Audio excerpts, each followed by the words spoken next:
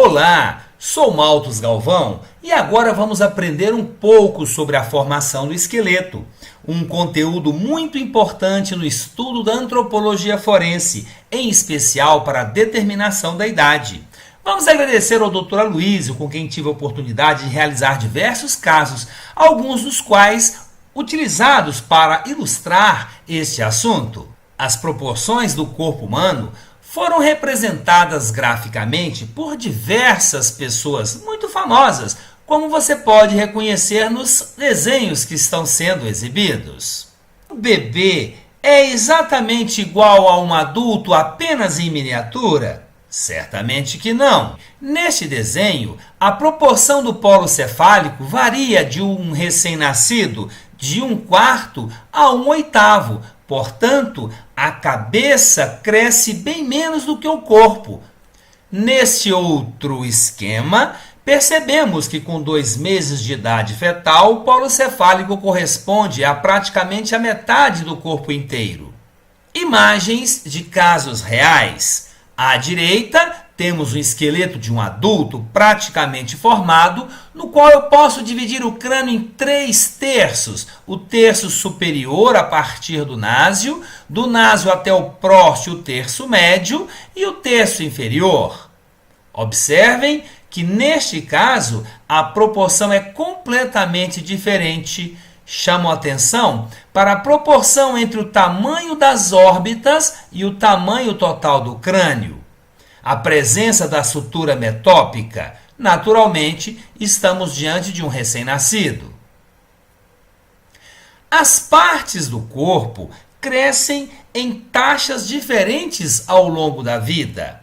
Observem que a cabeça e o cérebro crescem de forma muito rápida e a partir dos 6, 8 anos se manterá de forma estável. Enquanto que o crescimento geral segue essa curva com um crescimento muito grande no começo até 4 anos, alguma estabilização, o estirão do crescimento e enfim aos 18 anos todos os tecidos estarão com o seu desenvolvimento completo. O sistema reprodutivo, a partir dos 14 anos, sofre um crescimento mais acelerado. Isso é muito importante, porque o dimorfismo sexual ele vai levar em conta o desenvolvimento reprodutivo, especialmente com relação aos hormônios. E como os ossos são formados? Será um passe de mágica? Nós temos 2 tipos de formação: a ossificação endocondral e a intramembranosa. No caso da endocondral, o processo mais comum que forma os ossos longos do esqueleto, teremos a substituição de cartilagem e hialina por osso. Isso ocorre nos discos epifisários. Na ossificação intramembranosa, que forma os ossos chatos, nós teremos a deposição de sais inorgânicos e a diferenciação dos osteoblastos em osteócitos. Este esquema ilustra bem a ossificação endocondral. A partir de um molde de cartilagem e hialina, nós temos o início de um núcleo primário de ossificação, ao centro, que formará a diáfise óssea, e também núcleos nas epífises. Com o crescimento, nós teremos uma cartilagem interposta, que é chamada de disco epifisário, e até o final do crescimento ósseo, é por aqui que os ossos vão crescer. Portanto, uma fratura acontecida numa criança próxima à extremidade de um osso será observada numa idade adulta bem mais próximo de sua parte média. Um exemplo da formação intramembranosa, que para o estudo da antropologia forense não tem tanta importância, porque não vai permitir de forma tão precisa o cálculo da idade. Esta imagem é muito comum nas redes sociais e ficamos pensando, essa imagem ela guarda realmente as proporções? Então, ampliando o esqueleto da criança, percebemos que sim, é possível que esteja correto, porque quando igualamos suas estaturas, naturalmente o polo cefálico contribuirá bem mais para a estatura. Como devemos analisar a radiografia de uma criança? Vamos ver esse caso concreto, no qual fizemos um exame radiográfico de um recém-nascido ainda dentro do caixão. Então já podemos observar os discos epifisários e observem que os ossos nem se tocam de forma aparente, porque ainda não estão completos em suas epífises. Aqui com um maior contraste, aqui invertendo a imagem para possibilitar uma melhor visualização. Os centros de ossificação, eles se iniciam ainda intrauterinamente. Temos em torno de 806 núcleos. Na 40ª semana, nós temos 450. E com o indivíduo adulto, teremos 206 ossos. Ou seja, ao longo da vida, existe um fusionamento desses centros para a formação de ossos. Como podemos calcular a estatura a partir dos comprimentos das diáfises? Algumas fórmulas se prestam para isso. Por exemplo, 5,6 vezes o comprimento do fêmur em centímetros, mais 8. E calculada a estatura, podemos estimar a idade. Um indivíduo com 60 centímetros provavelmente corresponderá a uma idade de 3 meses. 70 centímetros a 12 meses. E quanto maior a estatura, menor a correlação com a idade, pois as variações tornam-se maiores. Um caso analisado. E você observa que cada vértebra é representada por diversos ossos, pois ainda não temos o fusionamento. Percebam bem aqui a presença das fontanelas. Os ossos praticamente não se encontram no crânio e a bacia ainda é representada por 6 ossos, 3 de cada lado, o íleo, o isquio e o pubis. Uma imagem de um recém-nascido. A sutura metópica, a proporção das órbitas em relação ao crânio e a própria mandíbula não está fusionada em sua linha média. Como dissemos, as vértebras se apresentam enquanto núcleos de ossificação. Com o passar do tempo, teremos o fusionamento para formar, enfim, um corpo vertebral. Os ossos da bacia ainda estão separados nessa fase de desenvolvimento do esqueleto. Aqui um mapa, onde a gente pode, a partir desses núcleos de ossificação, ter uma ideia da idade. Então ele apresenta as idades a partir da qual teremos essas calcificações, as mínimas e as máximas. Por exemplo, essa fusão acontece de 1 a 7 anos. Aqui no caso para o ombro, para o quadril, observem esse espaço aqui que corresponde exatamente ao disco epifisário.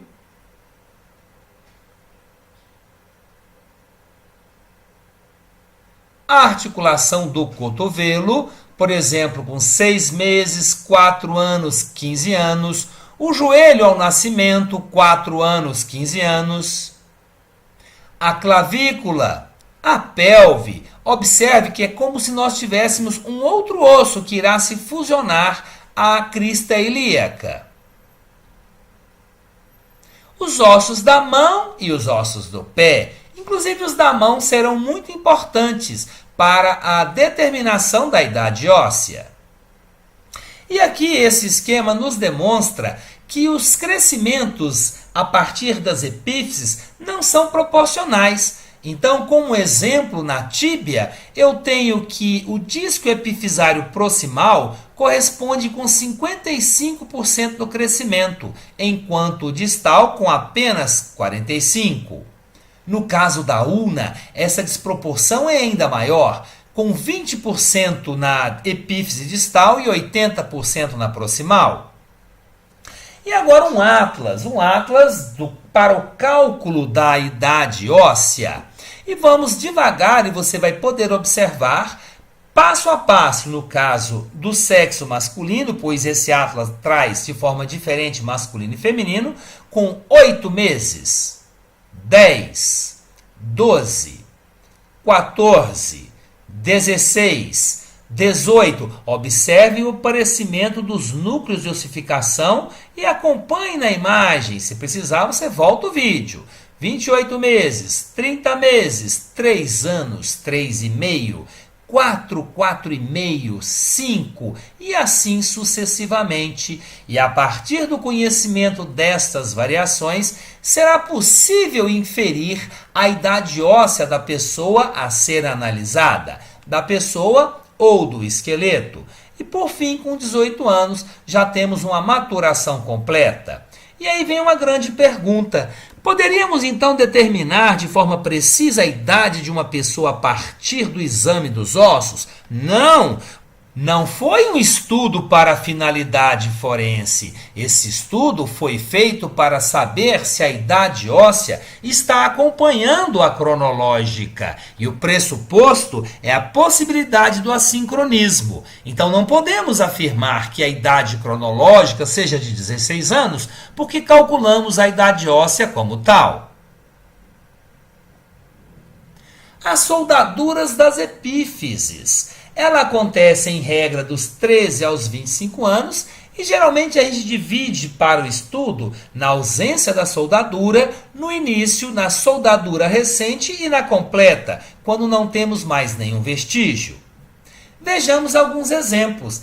Nesse caso, a cabeça deste húmero está totalmente separada de sua diáfise.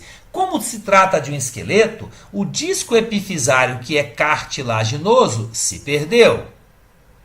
Nesse outro caso, nós já temos o fusionamento, mas a linha epifisária é perfeitamente visível. Assim como nesse outro exemplo, aqui temos o joelho, fêmures e tíbias.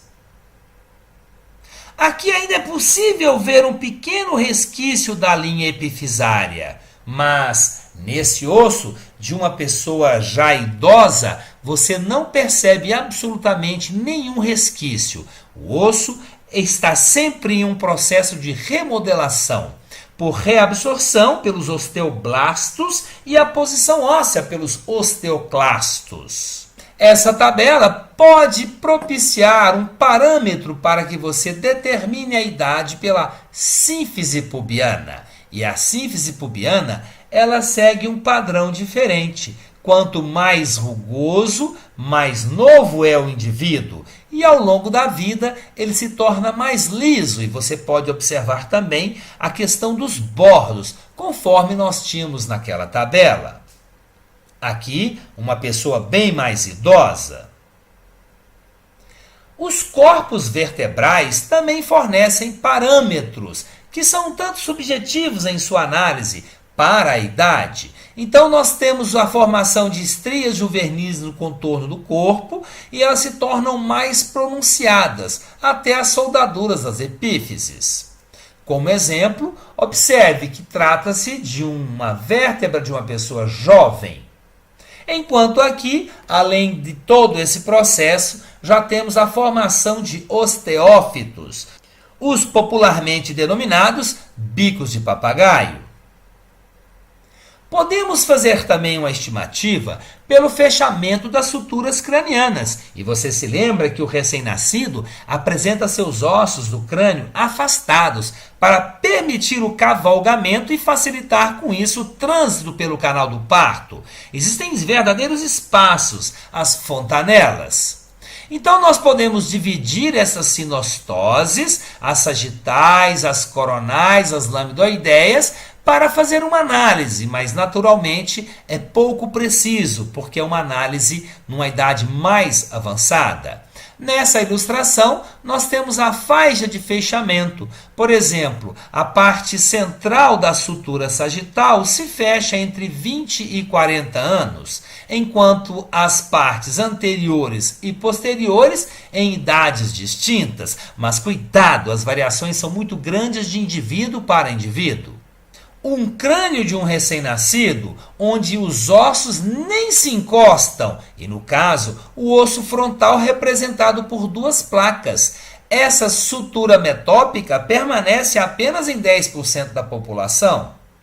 um crânio de uma pessoa adulta. Percebemos de forma clara as suturas, mas em alguns pontos já percebemos o fusionamento. E esse fusionamento vai se processando ao longo da vida, e neste exemplo, praticamente já não conseguimos perceber a sutura sagital. Nesse outro, além da sutura sagital, parte da sutura lambdoideia já não é mais perceptível. Também observem, o pronunciamento do ínion. Isso acontece com a idade. Nesse caso, nós não conseguimos perceber quase suturas. Temos sim uma fratura e algumas marcas. Esse é um caso muito interessante. Mas essa pessoa, se nós colocarmos na tabela, ela não seria a pessoa que foi identificada, porque ela tem apenas 45 anos. Então não é um critério que deva ser utilizado de forma isolada. Em outro caso, nós podemos perceber a sutura numa fotografia, e essa mesma sutura foi extremamente útil para a identificação, pois ela era visualizável à tomografia computadorizada. E aqui essa tomografia, a imagem da tomografia, comparada com a moldagem da sutura craniana. Pause o vídeo e observe as coincidências. Um outro parâmetro é o avanço do cone medular humeral. Porque nós sabemos que ao longo da vida o espaço oco do osso vai aumentando e daqui a pouco ele ultrapassa o colo anatômico. Por isso que as fraturas de colo de fêmur são muito comuns em pessoas idosas. A osteofitose ela vai acontecer de forma natural ao longo da vida e nós esperamos observar em pessoas mais idosas. Entretanto, isso pode acontecer em idades menores e com isso levar à confusão. Osteófitos nas bordas dos ossos da bacia. E ao final, para colocarmos em prática esses novos conhecimentos, um caso, e a pergunta é: qual é a idade? O corpo chegou ainda com remanescentes de tecidos moles e pela estatura parecia se tratar de um adulto. Após o preparo do esqueleto, já é possível perceber discos epifisários.